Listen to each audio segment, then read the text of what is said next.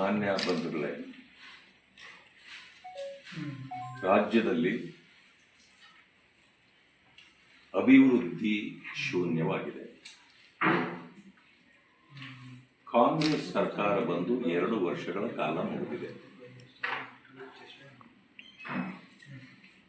2 ವರ್ಷಗಳ ನಂತರದ ಸಾಧನೆ ಸಮಾವೇಶ ಅಂತೇಳಿ ಸರ್ಕಾರ ಮಾನ್ಯ ಮುಖ್ಯಮಂತ್ರಿಗಳು ಮಾಡಿದ್ದಾರೆ. ಅವರು ಸಾಧನಾ ಸಮಾವೇಶಕ್ಕೆ ಹೊಸಪೇಟೆ, ಹಂಪಿಗೆ ಹೋದರೆ ಬೆಂಗಳೂರು ಜನ ನೀರಿನಲ್ಲಿ ತೇಲಾಡುವ ಸ್ಥಿತಿ ಬಂದಿತ್ತು. ಎಲ್ಲಿ ನೋಡಿದರೂ ಕೂಡ ರಾಜಕಾಲುವೆಗಳು ಒತ್ತುವರಿಯಾಗಿದೆ, ಚರಂಡಿಗಳು ಹೂಳು ತುಂಬಿಕೊಂಡಿದೆ. ಕಸ ಕಡ್ಡಿಗಳ ಕಾರಣದಿಂದಾಗಿ ರಸ್ತೆಗಳೆಲ್ಲ ನೀರು ನಿಂತು ವಾಟರ್ ಬೋಟ್ಗಳಲ್ಲಿ ಹೋಗುವಂಥ ಪರಿಸ್ಥಿತಿ ನಿರ್ಮಾಣ ಆಗಿತ್ತು. ಅದನ್ನು ತಾವೆಲ್ಲ ಪ್ರಚಾರ ಮಾಡಿದ್ದೀರಿ, ಗಮನಿಸಿದ್ದೀರಿ. ಇಡೀ ರಾಜ್ಯದಲ್ಲಿ ಪರಿಸ್ಥಿತಿ ಹೀಗೆ ಇದೆ. 5 ಗ್ಯಾರಂಟಿಗಳು ಘೋಷಣೆ ಮಾಡಿ ಏನೋ ಬಹಳ ದೊಡ್ಡ ಘನಕಾರ್ಯ ಮಾಡಿದ್ದೇವೆ ನಾವು, ಇದರಿಂದಲೇ ಇಡೀ ಜೀವನ ಇವರದೆಲ್ಲವೂ ನಡೆದೇ ಹೋಗುತ್ತೆ ಅನ್ನೋ ಸೋಗಿನಲ್ಲಿ 5 ವರ್ಷವನ್ನು ಕಳೆದು ಬಿಡಬೇಕು ಅನ್ನೋ ರೀತಿಯಲ್ಲಿ ಈ ಸರ್ಕಾರ ನಡ್ಕೊಳ್ತಾ ಇದೆ. ಮಾತಿಗೆ ಕೇಂದ್ರದ ಕಡೆ ಬೆರಳು ತೋರಿಸಿ ಹಾಲಿನ ರೇಟಿನ, ಬೆಳಗ್ಗೆ ಕುಡಿಯುವ ಹಾಲಿನ ಬೆಲೆಯಿಂದ ಹಿಡಿದು ಕೆಲವರು ರಾತ್ರಿ ಕುಡಿಯುವ ಆಲ್ಕೋಹಾಲಿನ ಬೆಲೆಯವರೆಗೆ ಯಾವುದನ್ನೂ ಬಿಟ್ಟಿಲ್ಲ, ಎಲ್ಲವನ್ನೂ ಹೆಚ್ಚಿಸಿದ್ದಾರೆ. 2ಕ್ಕೆ ಬಹಳ ಟ್ಯಾಕ್ಸ್ ಆಗ್ತಿರ್ಲಿಲ್ಲ. ಯಾವುದಕ್ಕೆ ಅಂತಂದ್ರೆ ಪ್ರಕೃತಿಯಲ್ಲಿ ಸಿಗುವ ನೀರಿಗೆ ಮತ್ತು ಮನೆ ಮಠಗಳಲ್ಲಿ ಉತ್ಪಾದನೆಯಾಗುವ ಕಸಕ್ಕೆ. ಈ ಸರ್ಕಾರ ನೀರಿಗೂ ಕಸ ಹಾಕೋದಕ್ಕೂ ಎಲ್ಲಕ್ಕೂ ಆಯಿತು. ಪಾರ್ಕಿಂಗಿಗೂ ಅದಕ್ಕೂ ಹಣ ಕಟ್ಟಬೇಕು. ಇನ್ಮೇಲೆ ಬಹುಶಃ ಇನ್ನೊಂದು ಈ ಸರ್ಕಾರ ಏನಾದರೂ ಇನ್ನು ಹೀಗೆ ಮುಂದುವರೆದ್ರೆ,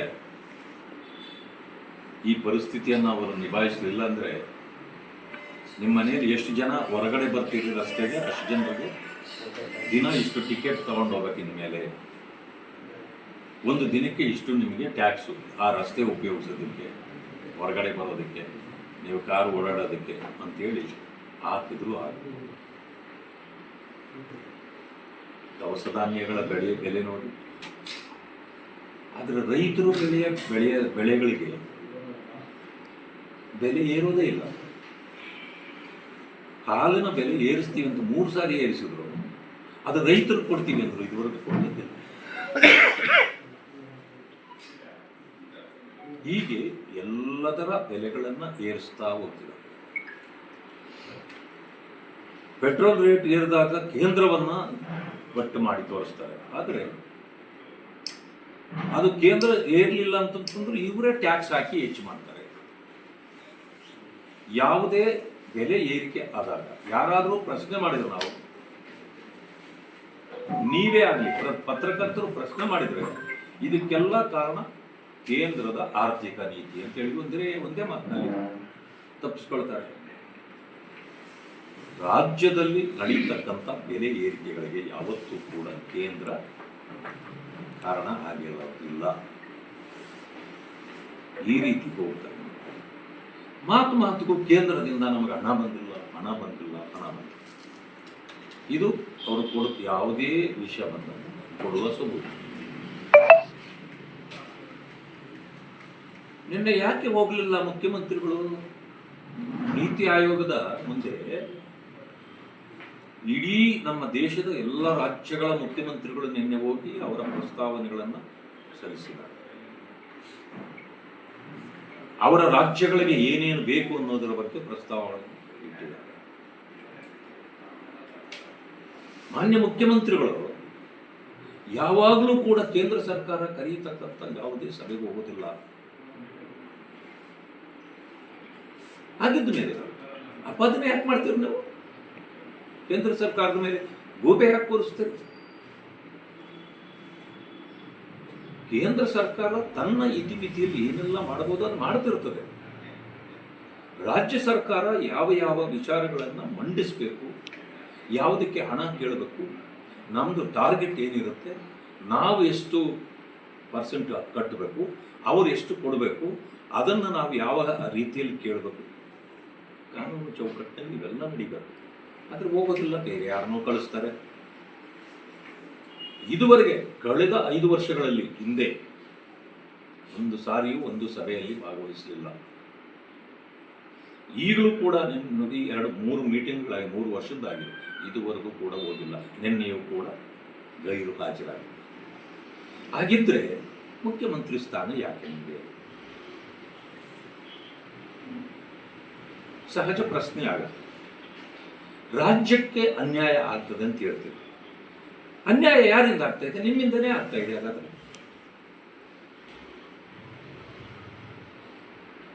ಒಂದು ಪ್ರಜಾಪ್ರಭುತ್ವ ವ್ಯವಸ್ಥೆಯಲ್ಲಿ ಕಾನೂನು ಚೌಕಟ್ಟಿನಲ್ಲಿ ರಾಜ್ಯ ಕೇಂದ್ರ ಸರ್ಕಾರಗಳು ಅನ್ಯೋನ್ಯ ಭಾವದಿಂದ ಎಲ್ಲರ ಸಮಸ್ಯೆಗಳಿಗೆ ಪರಿಹಾರ ಕೊಡ್ತಕ್ಕಂಥದ್ದು ಸಹಜ ಪ್ರಕ್ರಿಯೆ. ಈ ಪ್ರಕ್ರಿಯೆಯಲ್ಲೇ ನೀವು ಭಾಗವಹಿಸೋದಿಲ್ಲ ಅಂತಂತಂದ್ರೆ, ಯಾರು BPL ಕಾರ್ಡ್ ಇದೆ 5 ಲಕ್ಷದವರೆಗೆ ಅವರಿಗೆ ವಿಮೆ ಇದೆ, ಅಥವಾ ಅವ್ರು ಏನೇ ಆದರೂ ಕೂಡ 5 ಲಕ್ಷದವರೆಗೆ ಅವ್ರು ಕ್ಲೇಮ್ ಮಾಡಬಹುದು. ಇಷ್ಟು ಅವಕಾಶಗಳಿದೆ. ಅದರ ಜೊತೆಗೆ ಜನೌಷಧಿ ಕೇಂದ್ರಗಳನ್ನು ತೆರೆದು ಎಲ್ಲ ಕಡೆಯಲ್ಲೂ ಬಡವರಿಗೆ ಅನುಕೂಲ ಮಾಡಬೇಕು ಅಂತೇಳಿ ಕೇಂದ್ರ ಸರ್ಕಾರ ಮಾಡಿದೆ. ಅದನ್ನು ನಮ್ಮ ಸರ್ಕಾರ ಇರುವಾಗ ಪ್ರತಿ ಸರ್ಕಾರಿ ಆಸ್ಪತ್ರೆಗಳಲ್ಲಿ ಬಡವರು ಬರ್ತಾರೆ, 100 ರೂಪಾಯಿಯಲ್ಲಿ ಸಿಗ್ತಕ್ಕಂಥ ಔಷಧಿ ಅವರಿಗೆ ಕೇವಲ 15ರಿಂದ 20 ರೂಪಾಯಿಗೆ ಸಿಗಬೇಕು. ಆ ಕಾರಣದಿಂದ ಅವರನ್ನ ಅದಕ್ಕೆ ಏನು ಮಾಡ್ತೀವಿ, ಜನೌಷಧಿ ಕೇಂದ್ರಗಳನ್ನು ತೆಗೆದಿದೆ. ಆದರೆ ಜನೌಷಧಿ ಕೇಂದ್ರಗಳಲ್ಲಿ ಬಹಳ ಕಡಿಮೆಗೆ ಚೀಪಾಗಿ ಅವ್ರಿಗೆ ಸಿಕ್ಕಿಬಿಟ್ರೆ ಅವರು ಬೇರೆ ಕಡೆ ಹೋಗಿ ಔಷಧಿ ಕೊಳ್ಳೋದಿಲ್ಲ.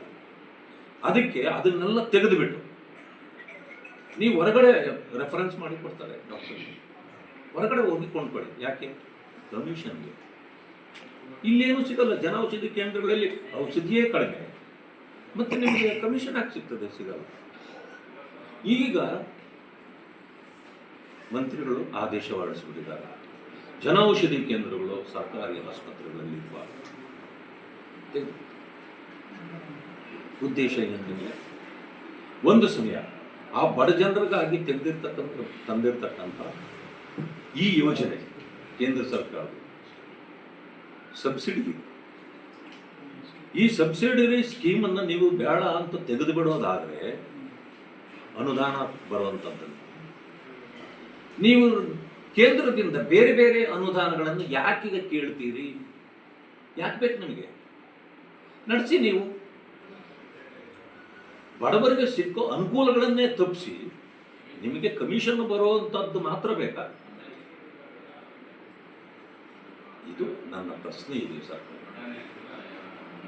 ಎರಡನೇ, ಈ ಜಿಲ್ಲೆಯಲ್ಲಿ ಎತ್ತಿನಹೊಳೆ ದೊಡ್ಡ ಸಮಸ್ಯೆಯಾಗಿ ಇನ್ನೂ ಇದೆ. ಇದುವರೆಗೂ ಏನೂ ಆಗ್ತಾ ಇಲ್ಲ. ರೈತರು ಕಂಗಾಲಾಗಿದೆ. ಮೊದಲೇ ಬೆಂಗಳೂರಿಗೆ ಬಹಳ ಹತ್ತಿರದಲ್ಲಿರ್ತಕ್ಕಂಥ ಕೇವಲ 48 ಕಿಲೋಮೀಟರ್ಗಳಲ್ಲಿ ಇರ್ತಕ್ಕಂಥ ಜಿಲ್ಲೆ, ಹತ್ತಿರದ ಜಿಲ್ಲೆ ಅಂದರೆ ಇದೇನೆ. ಆದರೆ ಅಭಿವೃದ್ಧಿಯಲ್ಲಿ ಮುಂದೋಗ್ತಾ ಇಲ್ಲ. ಈಗ ಏರ್ಪೋರ್ಟು ದೇವನಹಳ್ಳಿವರೆಗೆ ಬೆಂಗಳೂರು ಗ್ರಾಮಾಂತರ ಬಹಳವಾಗಿ ಮುಂದೆ ಬಂತು, ಏರ್ಪೋರ್ಟ್ ಬಂದಿದ್ದರಿಂದ. ಈಗ ಈ ಪ್ರದೇಶ ಫಾಸ್ಟ್ ಗ್ರೋಯಿಂಗ್ ಚಿಕ್ಕಬಳ್ಳಾಪುರ ಆಗುತ್ತೆ. ಬರೋ ಜನರಿಗೆ ನೀರು ಬೇಕಲ್ಲ, ಇಲ್ಲಿಗೆ ನೀರಿನ ಸೋರ್ಸ್ ಎತ್ತಿನೊಳಗೆ ಆದಷ್ಟು ಬೇಗ ಬರಬೇಕಲ್ಲ.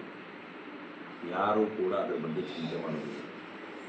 ಇಂಡಸ್ಟ್ರಿ ಬರಬೇಕಿಲ್ಲ. ನನಗೆ ಸಂತೋಷ ಏನಂದ್ರೆ ಇತ್ತೀಚೆಗೆ ಒಂದಷ್ಟು ಜಮೀನನ್ನ KIDB ತೊಗೊಂಡು ನೋಟಿಫೈ ಮಾಡಿದ್ದಾರೆ ಅಂತ ಗೊತ್ತಾಗ್ತದೆ.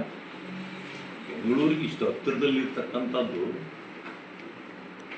ಇಲ್ಲಿವರೆಗೂ ಹೆಚ್ಚಿನ ಬೆಳವಣಿಗೆ ಆಗಲಿಲ್ಲ ಅಂತಂದರೆ ಕಾರಣ ಏನು? ಇವುಗಳನ್ನೆಲ್ಲ ಯೋಚನೆ ಮಾಡಬೇಕು.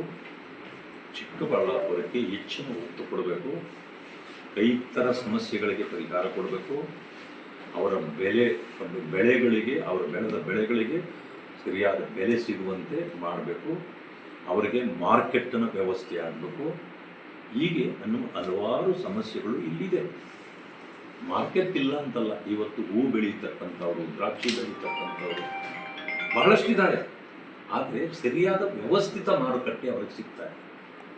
ಎಲ್ಲೋ ಹೈದ್ರಾಬಾದ್ ಕಳಿಸ್ಬೇಕು, ಇಲ್ಲ ಚೆನ್ನೈ ಕಳಿಸ್ಬೇಕು, ಎಲ್ಲೋ ಅವರು ಕೊಟ್ಟಿದ್ದನ್ನು ತಗೋಬೇಕು, ಇಲ್ಲ ಯಾರೋ ದಳ್ಳಾಳಿಗಳ ಮಧ್ಯದಲ್ಲಿ ಬಂದವರು ಅಷ್ಟೇ. ಇಲ್ಲ ಅಂತಂದರೆ ತುಂಬ ಕಷ್ಟ. ಇಂತಹ ಪರಿಸ್ಥಿತಿ ಇರೋದ ಸರ್ಕಾರ ಅವಲೋಕನ ಮಾಡಬೇಕು. ಈ ಹತ್ತಿರದ ಜಿಲ್ಲೆನೇ ಈ ಮಟ್ಟಕ್ಕೆ ಹಿಂದುಳಿದಿದೆ ಅಂತಂದರೆ ನಾವು ಇಲ್ಲಿ ನಮಗೆ ಮುಖಭಂಗ ಆಗಲ್ವೇ ಅಂತ ಯಾವುದೇ ಸರ್ಕಾರ ಇರೋದಲ್ಲ ಮಾಡಬೇಕು ಅಂತಕ್ಕಂಥ ಮಾತುಗಳನ್ನು ನಾನು ಹೇಳಲಿಕ್ಕೆ ಬಯಸ್ತೇನೆ. ಬರೀ ಸಾಧನೆ ಹೆಸರಿನಲ್ಲಿ ಜನರಿಗೆ ವೇದನೆ ಕೊಡ್ತಕ್ಕಂಥದ್ದನ್ನು ಮೊದಲು ಬಿಡಬೇಕು. ನಮ್ಮ ಸಮಾವೇಶಗಳಲ್ಲೂ ಕೂಡ ಸಾಧನೆಯ ಹೆಸರಿನಲ್ಲಿ ಜನರ ವೇದನೆ ಸಮಾವೇಶಗಳ ಆಗ್ತಾ ಇದೆ. ಅದನ್ನು ಬಿಟ್ಟು ಜನರ ಸಮಸ್ಯೆಗಳಿಗೆ ಸರ್ಕಾರ ಸ್ಪಂದಿಸಬೇಕು ಅಂತಕ್ಕಂಥ ಮಾತನ್ನು ನಮ್ಮ ಮೂಲಕ ನಾನು ಸರ್ಕಾರಕ್ಕೆ ಹೇಳಬೇಕು. ಸರ್, ಕೇಂದ್ರ 13ರಲ್ಲಿ ಮಾಡಿದ್ದು ಪಂಚವಾರ್ಷಿಕ ಯೋಜನೆ. ಅದೇ 5 ವರ್ಷದಲ್ಲಿ ಮುಗಿಸ್ಬೇಕು ಅಂತೇಳಿ ಅದೇ ಸರ್ಕಾರ ಮಾಡಿದ್ದು. ಆದರೆ ಪ್ರಾರಂಭ ಅಷ್ಟೇ ಆಗಿದ್ದು, ಮಾಡಲಿಲ್ಲ. ಆಮೇಲೆ ಕೋರ್ಟ್ಗಳಿಗೆ ಹೋದರು, ಕೋರ್ಟ್ಗಳಲ್ಲಿ ಕೇಸ್ಗಳು ಬಿದ್ದವು. ಅದಾದಮೇಲೆ ಅದಕ್ಕೆ ಕೊಡಬೇಕಾದ ಹಣ ಸಂಪೂರ್ಣ ಕೊಡಲಿಲ್ಲ. ಅದಾದಮೇಲೆ ಇಷ್ಟು ವರ್ಷ ಆದಮೇಲೆ ಟೆಂಡರ್ ಒಂದು ಇದಿರುತ್ತೆ, ಇಷ್ಟು ವರ್ಷಕ್ಕೆ ಅಂತ. ಅದಾದಮೇಲೆ ಅವ್ರೇನು ಮಾಡ್ತಾರೆ, ಈ ವಸ್ತುವನ್ನು ಇಷ್ಟಕ್ಕೆ ಮಾಡಲಿಕ್ಕೆ ಆಗೋದಿಲ್ಲ, ಇವತ್ತು ಬೆಲೆಗಳು ಜಾಸ್ತಿ ಆಗಿದೆ, ನಮ್ಮ ಲೇಬರ್ ಜಾಸ್ತಿ ಆಗಿದೆ, ನಮಗೆ ಜಾಸ್ತಿ ಕೊಡಬೇಕು ಅಂತ. ಅವತ್ತು ಮಾಡಿದಾಗ ಎಷ್ಟು 11 ಕೋಟಿ 13,000 ಕೋಟಿ 13,000 ಕೋಟಿ ಇತ್ತು. 25,000 ಕೋಟಿ.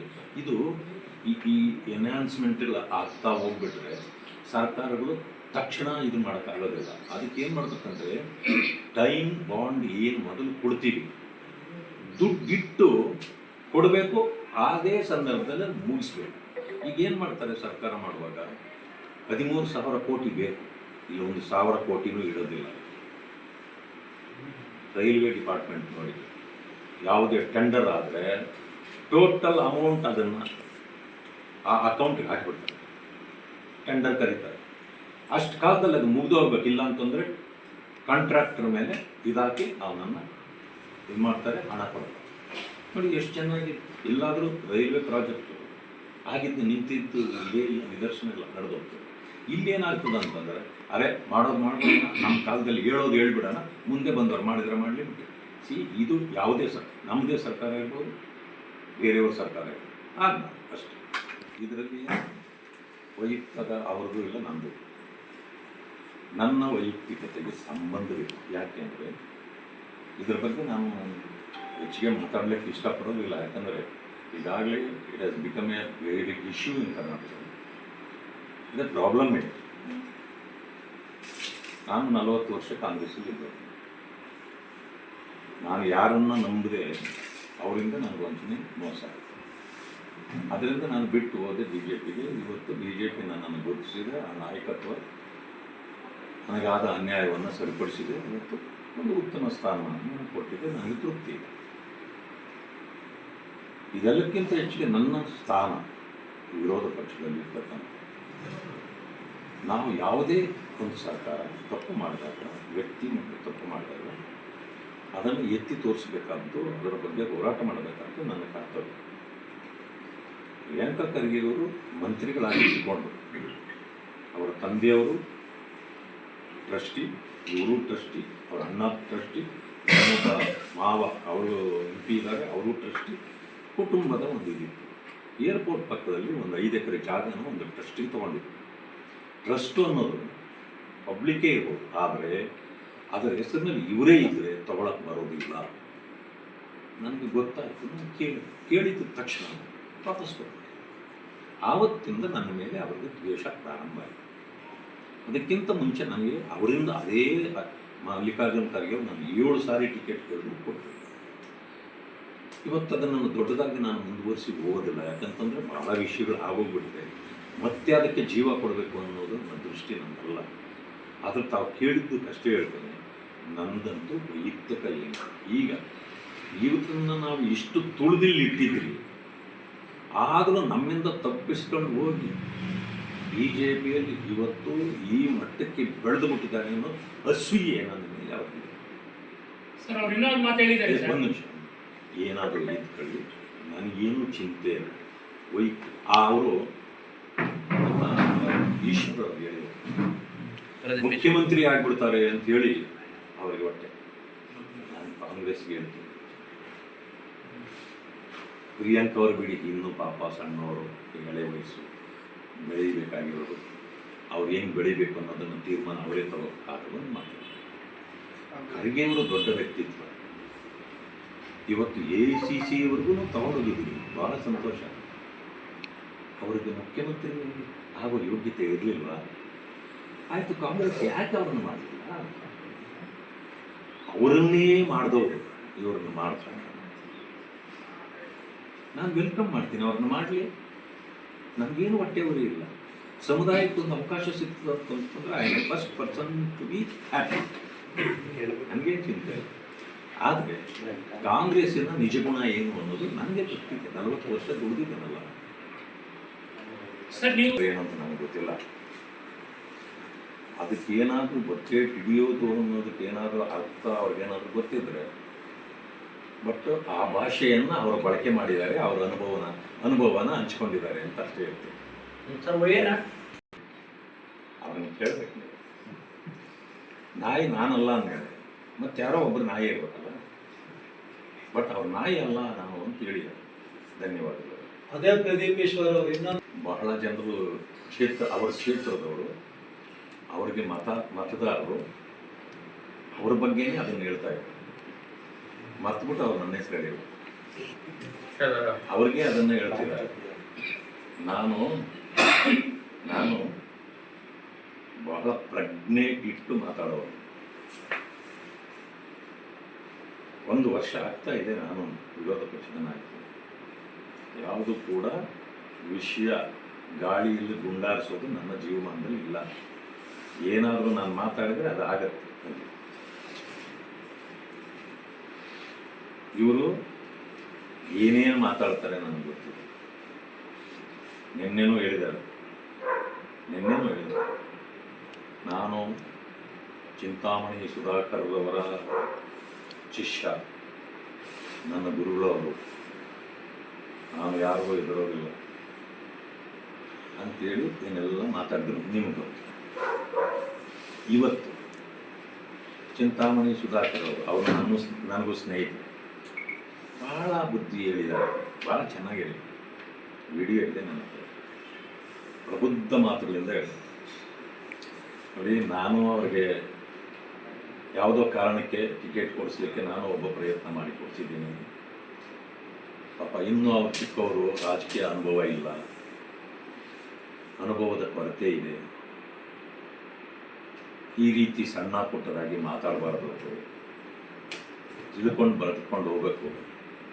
ರಾಜಕೀಯದಲ್ಲಿ ಯಾರೂ ಪರ್ಮನೆಂಟ್ ವೈರಿಗಳು ಅಲ್ಲ, ಅಥವಾ ಮಿತ್ರರು ಅಲ್ಲ, ಶತ್ರುಗಳು ಅಲ್ಲ. ಅವರು ಇನ್ನೂ ತಿಳ್ಕೊಳ್ಬೇಕು ಇದೆಲ್ಲ. ಅವರೇ ಅಷ್ಟು ಪಾಠ ಹೇಳಿದಾಗ ನಾನು ಬೇರೆ ಹೇಳೋ ಅವಶ್ಯಕತೆ ಇದೆಯಾ ಅವರಿಗೆ? ಒಂದು. ಎರಡನೇ, ಹಿರಿಯರನ್ನು ಗೌರವಿಸಬೇಕು, ಹಿರಿಯರನ್ನು ಪ್ರೀತಿಸಬೇಕು. ಇದು ಮಾನವೀಯ ಧರ್ಮ. ಎಲ್ಲಿ ಮೀರಿ ಮಾತಾಡ್ತಾ ಹೋದರೆ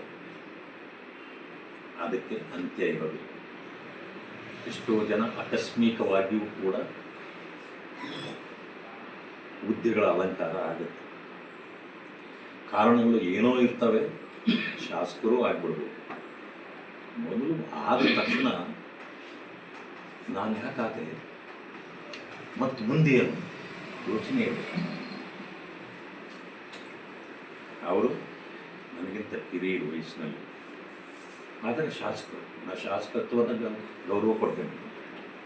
ಹಿರಿಯರು ಅನ್ನೋದಕ್ಕೆ ನನ್ನ ಸಹೋದರ ಅಂತ ತಿಳ್ಕೊಂಡು ತಾಳ್ಮೆಯಿಂದ ಹೋಗು. ಈ ಎರಡು ಮಾತು ನನ್ನನ್ನು ಅಂದಿದ್ದರಿಂದ ನನಗೇನು ಆಗೋದಿಲ್ಲ. ಈ ಉಚಿತ ಪಚಿತ ಬೇಕಾಗಿಲ್ಲ, ಎಲ್ಲ ನನಗೆ ಇದೆ. ನನ್ನನ್ನು ಸಾಕೊಳ್ಳುವಷ್ಟು ನನಗಿದೆ. ಆದರೆ ಇಷ್ಟೊಂದು ಸಣ್ಣತನಕ್ಕೆ ಇಳಿಬೇಡ. ಯಾಕಂದರೆ ನೀನು ವ್ಯಕ್ತಿ ಅಲ್ಲ, ಈಗ ಶಾಸಕ ಆಗಿರೋದ್ರಿಂದ ಆ ಘನತೆ ನೀವು ನಾಯಿಯಲ್ಲ ಅಂದ್ರಿ ಸರಿ. ನಾನು ನಾಯಿಯ ಗಾದೆ ಒಂದು ಹೇಳಿದ್ದೀನಿ, ಇಲ್ಲ ಅಂತಲ್ಲ. ನಾನು ಯಾವತ್ತೂ ಓಡಿ ಹೋಗೋನಲ್ಲ ಮಾತಾಡಿ. ಪ್ರಧಾನಮಂತ್ರಿ ರಾಜೀವ್ ಗಾಂಧಿಯವರಿದ್ದಾಗ 86-87 ಬೋಫರ್ಸ್ ಕೇಸ್ ಬಂದಿತ್ತು. ರಾಮ್ ಜೇಠ್ಮಲಾನಿ ಇದರಲ್ಲಿ ರಾಜ್ಯಸಭಾ ಮೆಂಬರ್ ಇದ್ದರು. ಬೋಫರ್ಸ್ ಕೇಸ್ ಬಗ್ಗೆ ಬಹಳ ಮಾತಾಡ್ತಿದ್ರು. ಅದಕ್ಕೆ ಏನು ಹೇಳಿದ್ರು ಅಂತ, ಪ್ರಧಾನಮಂತ್ರಿ, I never give a answer to a barking dog ಅಂದರು. ಏನಂದ್ರೆ ಅರ್ಥ, ಬೊಗಳುವ ನಾಯಿಗೆ ನಾನು ಉತ್ತರಿಸೋಲ್ಲ ಅಂದರು. ನೇರವಾಗಿ ಜೇಠ್ಮಲಾನಿನ ನಾಯಿ ಅಂದರು ಅಲ್ವಾ, ಅದು ಬೊಗಳುವ ನಾಯಿ ಅಂದರು. ನಾನು ಹೇಳಿದ ಆ ಥರ ಮಾನ್ಯ ಖರ್ಗೆ ಅವರು, ಮಲ್ಲಿಕಾರ್ಜುನ ಖರ್ಗೆ ಅವರು ಹಿಂದೆ ಏನು ಯಾವ್ಯಾವ ಇದರಲ್ಲಿ ಎಷ್ಟೆಷ್ಟು ಕೊಡಬೇಕು ಅಂತ ತೀರ್ಮಾನ ಮಾಡಿದೀವಿ, ಆವತ್ತಿನ ಸರ್ಕಾರಗಳ ಒಪ್ಪಿಗೆಯ ಮೇಲೇನೆ ಮಾಡಿದ್ದೀವಿ. ಅವೆಲ್ಲವೂ ಕೂಡ ನೀವು ಅದರ ವಿಚಾರದಲ್ಲೂ ಎಲ್ಲೂ ಒಂದು ಸ್ಟೇಟ್ಮೆಂಟು ನಾನು ಮಾಡಿಲ್ಲ. ನನ್ನ ಅಪಸ್ವರ ಇದೆ ಅನ್ನೋದೇನೆ ಹಾಸ್ಯಾಸ್ಪದ. ನಂಬರ್ 1. ನಂಬರ್ 2, ಜಾತಿ ಗಣತಿ ಈಗ ಇವರು ಪ್ರಾರಂಭ ಮಾಡಿದ್ದಾರೆ. ಜಾತಿ ಗಣತಿ ಮಾಡಲಿಕ್ಕೆ ಯಾವ ರಾಜ್ಯ ಸರ್ಕಾರಗಳಿಗೆ ಅಧಿಕಾರ ಇದೆ? ಅದು ಕೇಂದ್ರ ಸರ್ಕಾರ ಸೆನ್ಸಸ್ ಡಿಪಾರ್ಟ್ಮೆಂಟ್ ಮಾತ್ರ ಮಾಡಬೇಕು. ಆದರೆ ಇಲ್ಲಾಗಿರ್ತಕ್ಕಂಥದ್ದು ಸೋಷಿಯೋ ಎಕನಾಮಿಕ್ ಸರ್ವೆ ಅಂತ ಹೇಳಿದ್ದಾರೆ. ಇವತ್ತು ಮೊದಲೇ ಸೋಷಿಯೋ ಎಕನಾಮಿಕ್ ಸರ್ವೆ ಆಗಿದೆ. ನಮ್ಮ ಕಾಲದಲ್ಲಿ ಇದನ್ನು ಇಂಟರ್ನಲ್ ರಿಸರ್ವೇಷನ್ ಕೊಡಬೇಕು ಅಂತೇಳಿ ನಾವು ಕೊಟ್ಟು ಆಗೋಗಿದೆ. ಕಾರಣಾಂತರದಿಂದ ನಮಗೆ ಅವತ್ತು ಅಧಿಕಾರದಲ್ಲಿ ಇದ್ದರೂ ಕೂಡ ನಮಗೆ ಅಧಿಕಾರ ಇರಲಿಲ್ಲ ಅದನ್ನು ಮಾಡೋದು. ಕೇಂದ್ರಕ್ಕೆ ರಿಪೋರ್ಟ್ ಕಳಿಸಿಬಿಟ್ಟಿದ್ವಿ. ಕೇಂದ್ರ ಏನು ಹೇಳ್ತು, ಕೋರ್ಟಲ್ಲಿ ಒಂದು ಕೇಸ್ ಪೆಂಡಿಂಗ್ ಇದೆ, ಅದು ತೀರ್ಮಾನ ಆಗಲಿ, ಆದಮೇಲೆ ತೀರ್ಮಾನ ನಾವು ಮಾಡೋಣ. ಕೋರ್ಟ್ ತೀರ್ಮಾನ ಸರ್ಕಾರಕ್ಕೆ ಬಿಡಲೇ ಇಲ್ಲ. ಯಾವುದೇ ಸರ್ಕಾರಕ್ಕೆ, ರಾಜ್ಯ ಸರ್ಕಾರಗಳು ಇದನ್ನು ತೀರ್ಮಾನ ಕೊಡ್ಬೋದು, ಇಂಟರ್ನಲ್ ರಿಸರ್ವೇಷನ್ ಮಾಡಲಿಕ್ಕೆ ಅವರಿಗೆ ಅಧಿಕಾರ ಕೊಟ್ಟಿದ್ದೀವಿ ಅಂತ ಹೇಳ್ಬೇಕು.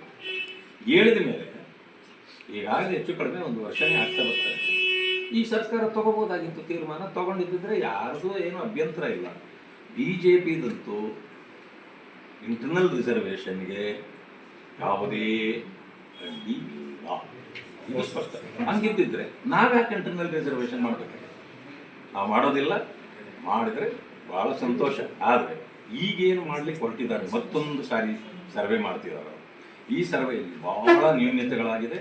ಮಾಡಿರ್ತಕ್ಕಂಥ ಕೆಲವರನ್ನು ಇವತ್ತು ಕೂಡ ಸಸ್ಪೆಂಡ್ ಮಾಡಿದ್ದಾರೆ. ಬರೀ ಪೇಪರ್ ಮೇಲೆ ಬರ್ಕೊಂಡು ಹೋಗ್ತಿದ್ದಾರೆ, ಫಾರ್ಮೆಟ್ಟಲ್ಲಿ ಆಗ್ತಾ ಇಲ್ಲ. ಅದರಿಂದಾಗಿ ಸರಿಯಾದ ಅಂಕಿ ಸಂಖ್ಯೆಗಳು ಬರಲಿಲ್ಲ ಅಂತಂದರೆ ಇದು ಮಾಡಿದ್ದೆಲ್ಲವೂ ಕೂಡ ವ್ಯರ್ಥ ಆಗುತ್ತೆ. ಸರಿಯಾಗಿ ಮಾಡಲಿ. ನೋಡಿ, ನಾನು ಇನ್ನೊಂದು ಹೇಳ್ತೇನೆ, ನಾವು ಜಾತಿ ಬಿಟ್ಟು ಮಾನವೀಯತೆ ಕಡೆಗೆ ಹೋಗ್ಬೇಕು. ಬಟ್ ಜಾತಿಗಳನ್ನು ವಿಜೃಂಭಿಸಲಿಕ್ಕೆ ನಾವೇ ಪ್ರಾರಂಭ ಮಾಡಿಬಿಟ್ಟಿದ್ದೀವಿ. ಇದೇನಾಗುತ್ತೆ, ಇವತ್ತು 101 ಜಾತಿಗಳು, ಒಂದು ಸಾರಿ ಸರ್ವೆ ಮಾಡುವಾಗ 182 ಜಾತಿಗಳು ಅಂತ ಹೇಳಿದರು. ಇವತ್ತು ನೋಡಿ, ಮಾದಿಗ ಸಮುದಾಯ ಭಾಳ ಬುದ್ಧಿವಂತಿಕೆಯಿಂದ ಏನು ಮಾಡ್ತಿದ್ದಾರೆ, ಒಂದೇ ಹೆಸರು ಬರೆಸ್ತೀವಿ ನಾವು ಅಂತ ಮಾಡ್ತಿದ್ದಾರೆ. ಸಂತೋಷ ಅಲ್ವಾ? ಒಂದೇ, ಅಟ್ಲೀಸ್ಟು 20-25 ಸಣ್ಣ ಪುಟ್ಟ ಇರೋವೆಲ್ಲ ಒಂದೇ ಆದಾಗ ಗೊಂದಲ ಕಡಿಮೆ ಆಗ್ತದೆ. ಅದೇ ಛಲವಾದಿ ಅಥವಾ ಹೊಲೆಯ ಅಂತಕ್ಕಂಥವ್ರು ಅವರು ಒಂದೇ ಹೆಸರು ಬರ್ಕೊಂಡು ಮಾಡಲಿ, ಬೋವಿ ಅಂತಕ್ಕಂಥವ್ರು ಒಂದೇ ಮಾಡಲಿ, ಲಂಬಾಣಿ ಅನ್ನೋರು ಒಂದೇ ಮಾಡಲಿ. ಯಾವಾಗೇನಾಗುತ್ತೆ, 101 ಜಾತಿ ಇರೋದು ಅಟ್ಲೀಸ್ಟು 4-5 ಆಗ್ತದೆ, ಗೊಂದಲ ಸೃಷ್ಟಿ ಆಗಲ್ಲ. ಸರ್ಕಾರಕ್ಕೂ ಪ್ರಾಬ್ಲಮ್ ಆಗಲ್ಲ. ಇಲ್ಲ ಅಂತಂದ್ರೆ ಏನಾಗುತ್ತೆ, ದೊಡ್ಡ ದೊಡ್ಡ ಜಾತಿ ಅಂತ ಅಂದ್ಕೊಂಡು ನಾವು ಜಾಸ್ತಿ ರಿಸರ್ವೇಷನ್ ಇವ್ರಿಗೆ ಹೋಗ್ಬಿಟ್ರೆ ಸಣ್ಣ ಪುಟ್ಟ ಜಾತಿಗಳು ಅದೇನು ಮಾಡಬೇಕು? 5,000, 10,000, 12,000, 15,000 ಇರೋರು ಅವ್ರ ಲೆಕ್ಕಕ್ಕೆ ಬರಲ್ಲ. ರಾಜಕೀಯ ವ್ಯವಸ್ಥೆಯಲ್ಲಿ ಹೋಗಿ ನೋಡ್ರಿ, ಅವ್ರು ಯಾವತ್ತೂ ಒಂದು ಗ್ರಾಮ ಪಂಚಾಯತಿ ಮೆಂಬರ್ ಆಗಲ್ಲ. ಯಾಕೆ? ಅವ್ರ ಜನಾಂಗ ಇಲ್ಲ ಬಿಡೋ ಅವ್ರಂತ ತಿರಸ್ಕಾರ ಮಾಡಿ. ಯಾರಿಗೂ ತಿರಸ್ಕಾರ ಮಾಡಬಾರ್ದು. ಈ ಸಮಾಜ ಯಾರನ್ನೂ ತಿರಸ್ಕಾರ ಮಾಡೋದು. ಅದರಿಂದಾಗಿ ಎಲ್ಲರಿಗೂ ನ್ಯಾಯ ಕೊಡೋ ಕೆಲಸವನ್ನು ಕಾಂಗ್ರೆಸ್ ಸರ್ಕಾರ ಮಾಡಿದ್ರೆ ನಾವು ವೆಲ್ಕಮ್ ಮಾಡ್ತೀವಿ.